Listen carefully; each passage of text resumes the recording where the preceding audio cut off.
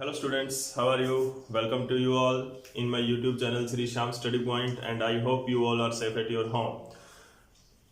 Last time जो हमने पढ़ा था 10th रेस्पिरेशन में, हम 10th क्लास का रेस्पिरेशन प्रोसेस हम पढ़ रहे थे लाइफ प्रोसेसेस के अंदर। तो उसके अंदर लास्ट टाइम हमने पढ़ा था कि respiration, different methods of respiration. उसके अंदर अपन ने ट्रैकियल रेस्पिरेशन पढ़ा था, अपन ने गिल रेस्पिरेशन पढ़ा था, हमने लंग्स रेस्पिरेशन पढ़ा था। तो उसी को आज हम कंटिन्यू रखेंगे इस वीडियो के अंदर। तो इस वीडियो को शुरू करने से पहले प्लीज लाइक एंड शेयर जरूर कर दें, और अगर आपने मेरे यूट्यूब चैनल को सब्सक्राइब नहीं किया तो उसको प्लीज सब्सक्राइब जरूर कर दें, ताकि जो भी न्यू अपलोड है उसके बारे में आपको नोटिफिकेशन मिल सके। तो today we will start with the respiration and the different features of respiration. हम इस वीडियो के अंदर ह्यूमन रेस्पिरेशन के पार्ट्स के बारे में भी डिस्कस करेंगे। जैसा कि आप देख रहे हो, ये डायग्राम मैंने ड्रॉ कर रखा है ताकि टाइम आपका कम यूज हो। तो different features, modified features, we can say that modification, modified features और simply features. Features of respiratory system, that respiratory system in every organism, जो डिफरेंट ऑर्गेनिज्म है उनके अंदर जो डिफरेंट रेस्पिरेटरी सिस्टम्स होते हैं उनके अंदर क्या मॉडिफिकेशन फीचर्स हो सकते हैं, तो उसके बारे में हम स्टडी करेंगे। तो सबसे पहला फीचर जो हमारा होना चाहिए, एवरी रेस्पिरेटरी सिस्टम, जितने भी रेस्पिरेटरी सिस्टम है यानी कि ह्यूमन के अंदर है या किसी और के अंदर है, वो हम डिस्कस करेंगे बाद में कि किस तरह से ये फीचर काम कर रहे हैं।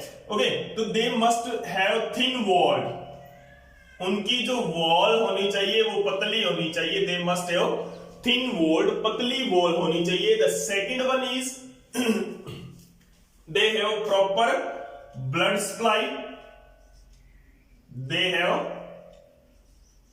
प्रॉपर ब्लड सप्लाई की थिन वॉल होनी चाहिए। दूसरा, प्रॉपर ब्लड सप्लाई होनी चाहिए। And third one is the increased surface area, they must have increased surface area, some modification to increase surface area. Okay, तो these are the three features. देखो अब ये क्या करता है, देखो इंक्रीज सरफेस एरिया होगा तो मैक्सिमम एक्सचेंज होगा, क्योंकि रेस्पिरेटरी सिस्टम के अंदर हम पढ़ रहे हैं कि एक्सचेंज ऑफ गैसेस हमने करवाना है। किसका? ऑक्सीजन एंड कार्बन डाइऑक्साइड का एक्सचेंज करवाना है बिटवीन किन के बीच में, ऑर्गेनिजम्स के बीच में and between the surrounding environment के बीच में। तो इसके अंदर क्या है, we have to transport this oxygen to every part of the body के अंदर हमने ये ऑक्सीजन ट्रांसपोर्ट करनी है। तो उसके लिए क्या है, जो हमारा रेस्पिरेटरी सिस्टम है वहां से हमें इसको कैरी करना पड़ेगा। We have to carry the oxygen from our respiratory system, जैसे फॉर एग्जांपल लंग्स से हमें कैरी करना पड़ेगा टू एवरी बॉडी पार्ट। तो हमें क्या करना है, इसको एक्सचेंज करवाना है in between the respiratory parts and the transportary system, जो ट्रांसपोर्ट करेगा इसको, उसके साथ उसके अंदर उसको एक्सचेंज कराना है। तो हमारे पास यहाँ पर क्या है, ट्रांसपोर्ट करने के लिए क्या है, ब्लड सप्लाई, जैसे कि ये थर्ड पॉइंट है। तो थर्ड पॉइंट के अंदर blood supply, proper blood supply होगी तो ट्रांसपोर्ट भी प्रॉपर होगी, सही तरीके से, सही प्रॉपर अमाउंट में ट्रांसपोर्ट करने के लिए we need proper blood supply, क्योंकि ब्लड जो है हमारा वो क्या करेगा, ऑक्सीजन को ट्रांसपोर्ट करेगा। पूरी बॉडी के अंदर ऑक्सीजन को ट्रांसपोर्ट करने वाला ब्लड होता है। तो उसके लिए क्या है कि they must have proper blood supply. Lungs के अंदर प्रॉपर ब्लड सप्लाई होगा तो ज्यादा मैक्सिमाइज ऑक्सीजन है वो ट्रांसपोर्ट हो सकता है। अगर कम ब्लड सप्लाई होगा तो कम ऑक्सीजन ट्रांसपोर्ट होगा। सिंपल सी बात है। उसके बाद में क्या है, thin wall, it must have thin wall. If the alveoli, ये एल्वियोली स्ट्रक्चर हम पढ़ेंगे कि अगर लंग्स के अंदर जो एक्सचेंज ऑफ गैसेस है, अगर वॉल वहां पे मोटी वॉल होती है, यहां पे अगर थिक वॉल होती है, तो इसके अंदर से क्या है, जो ट्रांसपोर्ट है, जैसे ये लंग्स है, लंग्स के पार्ट्स की वॉल अगर बड़ी होती है तो इसके अंदर से इजीली ऑक्सीजन है वो ट्रांसपोर्ट नहीं हो पाती है, और इजीली कार्बन डाइऑक्साइड है वो ट्रांसपोर्ट नहीं हो पाती है। तो इजी ट्रांसपोर्ट और इजी एक्सचेंज ऑफ गैसेस के लिए we need to thin wall, ताकि मैक्सिमम एक्सचेंज हो, मैक्सिमम ट्रांसपोर्ट हो। ओके, मैक्सिमम एक्सचेंज हो यहां पर। उसके बाद में इंक्रीज सरफेस एरिया, जितना ज्यादा सरफेस एरिया होगा उतना ज्यादा एक्सचेंज होगा, क्योंकि अगर एक तो स्मॉल एरिया में से एक्सचेंज ऑफ गैसेस है वो कम होगा, और एक क्या है, लार्ज एरिया है, तो उसके अंदर से क्या होगा, एक्सचेंज ऑफ गैसेस ज्यादा होगा। अंडरस्टैंड? तो ये क्या करता है, ये मॉडिफिकेशन याद रखना, बहुत बार इन पे क्वेश्चन आता है कि ये फीचर्स है रेस्पिरेटरी सिस्टम के, वो किस तरह से मॉडिफाइड होते हैं, रेस्पिरेटरी सिस्टम किस तरह से मॉडिफाइड हो सकते हैं, और क्या उनके अंदर फीचर्स होते हैं, और वो उन फीचर्स की क्या जरूरत होती है। तो they are modified to maximise, ये क्या करते हैं, they maximise the exchange, absorption and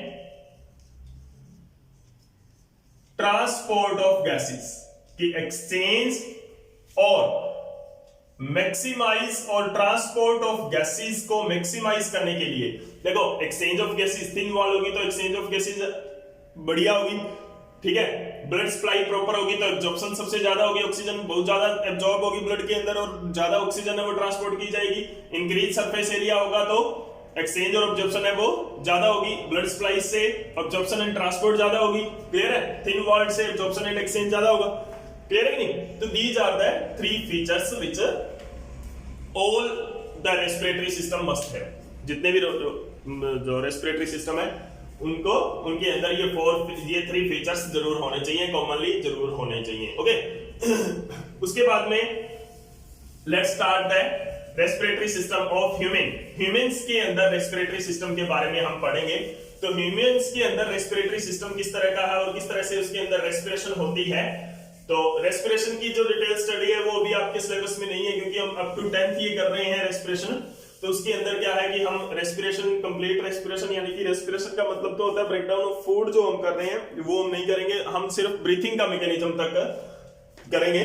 तो रेस्पिरेटरी सिस्टम के पार्ट्स के बारे में हम जरूर पढ़ेंगे यहां पर। तो ह्यूमन रेस्पिरेटरी सिस्टम के बारे में हम स्टडी करेंगे, ह्यूमन रेस्पिरेटरी सिस्टम।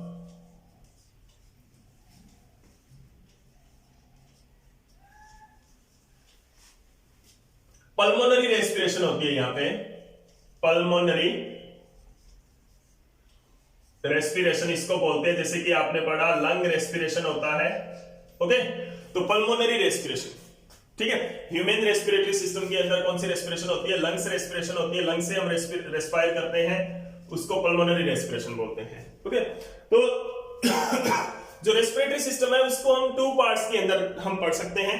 कौन कौन से हैं वो टू पार्ट्स? तो पहला पार्ट हम ले सकते हैं रेस्पिरेटरी ट्रैक, रेस्पिरेटरी ट्रैक, उसके अंदर क्या क्या चीजें आती है, रेस्पिरेटरी ट्रैक के अंदर क्या क्या चीजें आती है उसके अंदर हम पढ़ेंगे अभी यहां पर। उसके अंदर आती है नोस्ट्रिल्स, रेस्पिरेटरी ट्रैक के अंदर क्या क्या चीजें आती है, सबसे पहली है नोस्ट्रिल्स,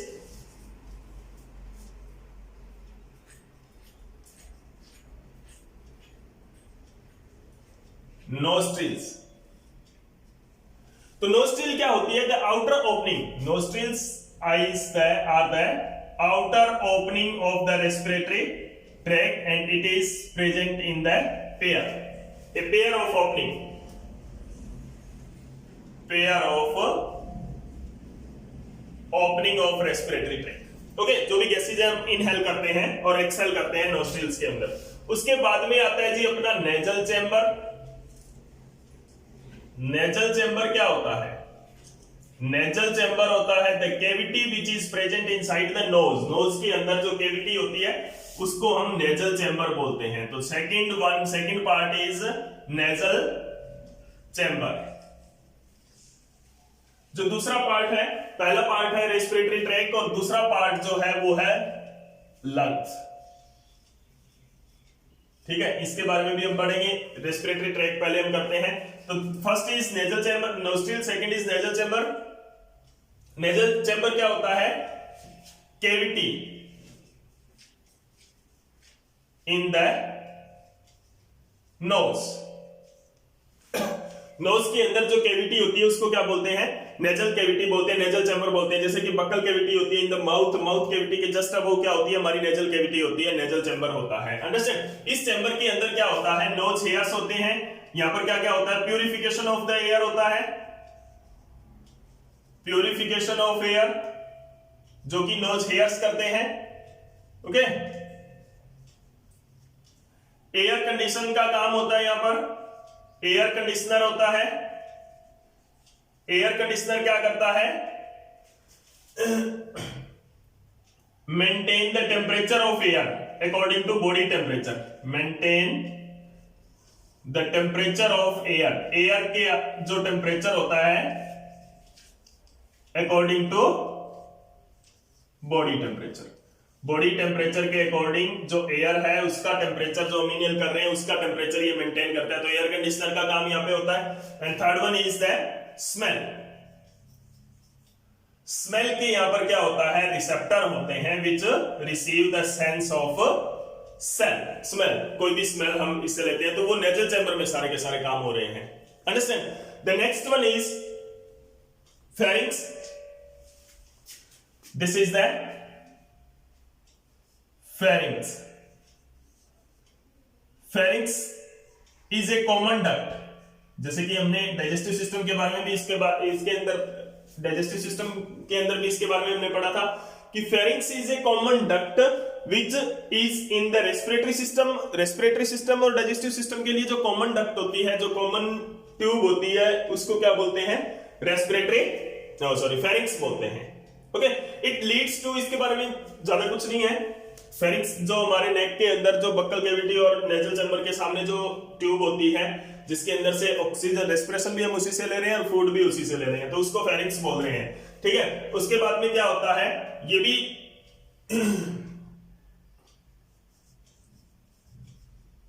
फेरिंक्स भी आ रहा है किसमें? रेस्पिरेटरी ट्रैक में ही आ रहा है। तो फेरिंक्स क्या है? कॉमन ट्यूब और common passage for food and oxygen, for food and air.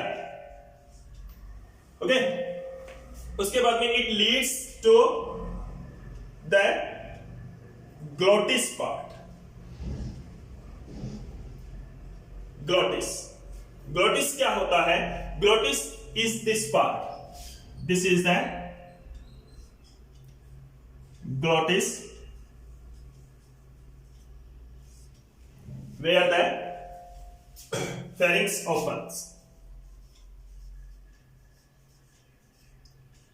Pharynx opens in glottis, the uppermost part of the trachea. Trachea का अपर मोस्ट पार्ट होता है, ग्लोटिस के अंदर क्या होता है? फेरिंक्स ओपन होता है। उसके बाद में क्या होता है? The next part is it has, the glottis has a flap of skin. Skin का एक फ्लैप होता है which cover the opening of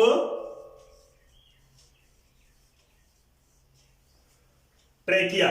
trachea के ओपनिंग को कवर करता है, दैट इज कॉल्ड एपिग्लोटिस। उसको क्या बोलते हैं? एपिग्लोटिस बोलते हैं। Here is a flap of skin. This is called epiglottis. This epiglottis ये क्या करता है? It control, the epiglottis control the or regulate the, it regulate the or it check or prevent them. Okay, it prevent the entry of food in windpipe और trachea. Trachea के अंदर ये entry नहीं होने दे रहा, फूड की entry नहीं होने देता। जब भी हम फूड देते हैं, this epiglottis, this flap close the respiratory tract. Respiratory tract को ये क्लोज कर देता है। ओके, तो the next part of the जो रेस्पिरेटरी ट्रैक का जो नेक्स्ट पार्ट है वो क्या रहेगा हमारा?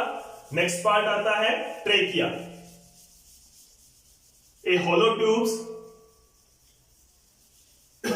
विच runs in from neck to the chest. Chest के अंदर, चेस्ट कैविटी के अंदर जो हमारे लंग्स होते हैं वहां तक ये जाता है। तो trachea is the next part of respiratory tract. It is a hollow tube having cartilaginous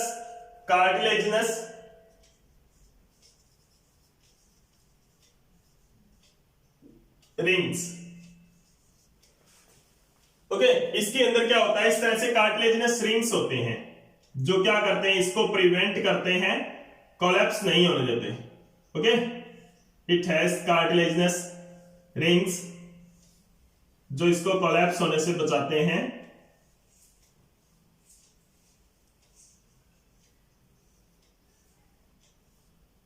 like this, understand? तो this is the trachea. It carry the oxygen to both lungs. अभी ये क्या होता है, it divides to two smaller tubes, उनको क्या कहते हैं, ब्रोंकी और bronchus. Okay, these are the two tubes, ये और ये दोनों। They bronchi which enters in every lungs, every lungs के अंदर ये एंटर हो जाती है। अंडरस्टैंड? उसके बाद में क्या होता है, द नेक्स्ट पार्ट जो ये ब्रोंकी है, जो ब्रोंकस है, विच enter in every part of the lungs, lungs के अंदर ये एंटर कर जाती है। उसके बाद में आता है अपना the next part of the respiratory system, that is lungs. अगला जो पार्ट आता है वो लंग्स आता है। This is all about the respiratory tract था ये, अंडरस्टैंड? ठीक है, अभी उसके बाद में क्या हम पढ़ेंगे, द सेकंड पार्ट, लंग्स के बारे में हम स्टडी करेंगे। अगर आपने मेरी पिछली वीडियो नहीं देखी है तो इस वीडियो को समझने के लिए पिछली वीडियो जरूर देखें, क्योंकि इसका जो बेसिक है वो पिछली वीडियो में है। और द सीरीज ऑफ वीडियो अगर आप देखोगे तो आप इसको बेहतर समझ पाओगे। और साथ के साथ लाइक एंड शेयर जरूर करते रहिए ताकि मैं मोटिवेट होकर आपको और अच्छी अच्छी वीडियोस है वो अपलोड कर सकूं। तो लंग्स के बारे में हम पढ़ेंगे अभी। लंग्स के अंदर क्या क्या पार्ट होता है, देखो, ब्रोंकस एंटरिंग द लंग्स, यहां पर क्या आया है, ब्रोंकस है वो एंटर किया है। तो देखो यहां पर मैंने होलो ट्यूब्स बनाई है, छोटी छोटी ट्यूब्स बनाई है, दीज आपको दिख रही है ये ट्यूब्स। लंग्स के अंदर क्या होता है, जो ब्रोंकस है, लंग्स के बारे में पहले हम पढ़ेंगे कि लंग्स है वो क्या होते हैं, they are the organ, respiratory organ, main respiratory organ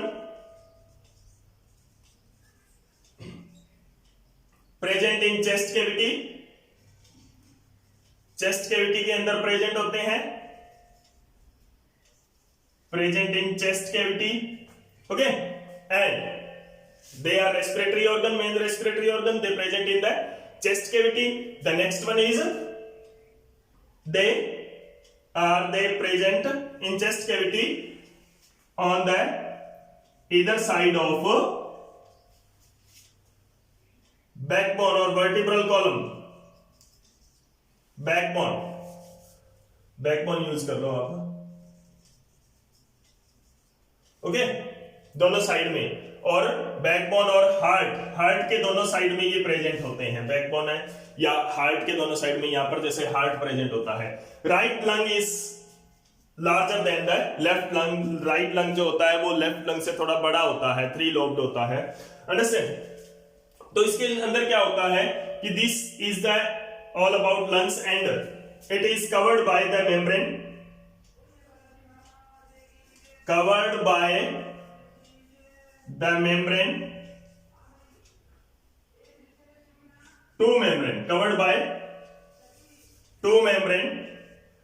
covered by the two membrane called pleura, covered by the two membrane pleura.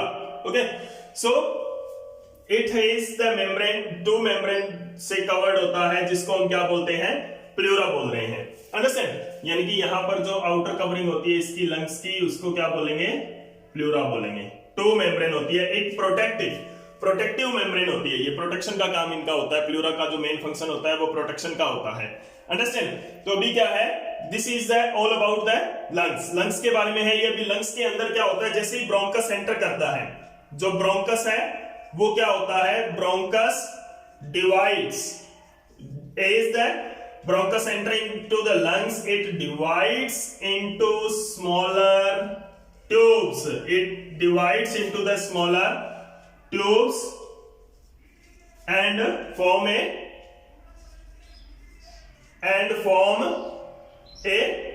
bronchus जो है वो डिवाइड करता है और छोटी छोटी ट्यूब्स बना लेता है, form a network of tubes. उसको क्या बोलते हैं, ब्रोंकस इंटरकॉम बोलते हैं, bronchus intercom. Okay, bronchus divides into smaller tubes and form network of tubes, जो स्मॉलर ट्यूब्स है and form a network of tubes called bronchus intercom बोलते हैं उसको। And the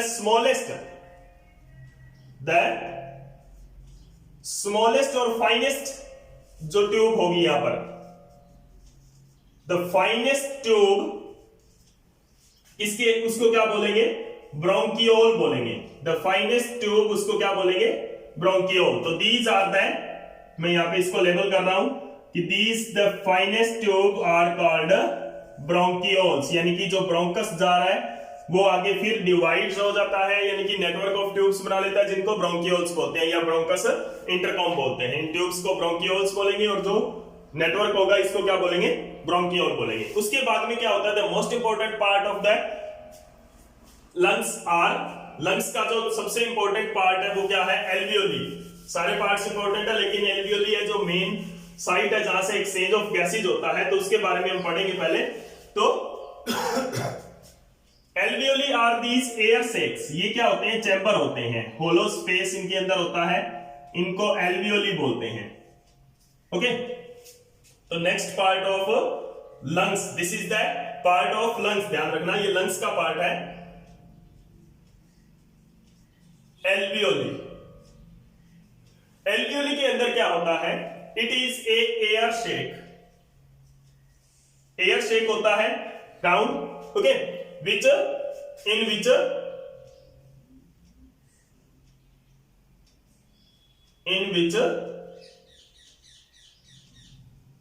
air carried by bronchioles, और bronchioles क्या करते हैं, इनके अंदर एयर है वो कैरी करते हैं, इनके अंदर लेके आते हैं। ओके, उसके बाद में क्या होता है, दे हैव सराउंडेड बाय किसके द्वारा सराउंडेड होते हैं, they have surrounded by blood vessels इनके सराउंडिंग बहुत होती है, ताकि क्योंकि जो एक्सचेंज ऑफ गैसेज होना होता है वो यहीं से होना होता है, क्लियर है, ठीक है। They are surrounded by blood vessels and function क्या होता है इनका, एल्वियोली का। देखो यहां पर एक ये सीधी ट्यूब्स भी हो सकती थी, लेकिन यहां पे एल्वियोली है, ये राउंड मास क्या बना रहा है, ये सरफेस एरिया इंक्रीज कर रहा है, it increase the surface area को इंक्रीज करता है। इट हैज थिन वॉल, तो देखो यहाँ पे जो 3 मॉडिफिकेशन हमने पढ़ी थी एक्सचेंज और ट्रांसपोर्टेशन के लिए, वो यहाँ पर हम पढ़ रहे हैं उसके बारे में कि ये क्या है, सराउंडेड बाय ब्लड वेसल्स, इनके चारों ओर, एल्वियोली के चारों ओर बहुत ज्यादा ब्लड वेसल्स होती हैं, इंक्रीज, ये सरफेस एरिया को इंक्रीज करती है, एंड थिन वॉल्ड होती है ताकि मैक्सिमम एब्जॉर्प्शन और ट्रांसपोर्टेशन हो सके। तो this is the all about the lungs and respiratory system के बारे में ये था। तो ये क्या है, ह्यूमन रेस्पिरेटरी सिस्टम और ह्यूमन रेस्पिरेटरी ट्रैक है, जिसके अंदर हम क्या करते हैं, रेस्पिरेशन करते हैं। तो अभी क्या है कि ये हमने पूरी तरह से डिटेल स्टडी इसकी करनी है, आपने ह्यूमन रेस्पिरेटरी सिस्टम के बारे में पढ़ना है, और अगर अभी तक आपने मेरे YouTube चैनल को सब्सक्राइब नहीं किया है तो प्लीज सब्सक्राइब जरूर कर दें, ताकि इससे भी ज्यादा अच्छी जो वीडियोस अपलोड हो उसकी आपके पास नोटिफिकेशन पहुंचती रहे। और साथ के साथ प्लीज लाइक एंड शेयर जरूर कर दें, और जो भी क्यूरीज हैं वो प्लीज कॉमेंट बॉक्स में आप मेरे से डिस्कस कर सकते हैं। Thank you.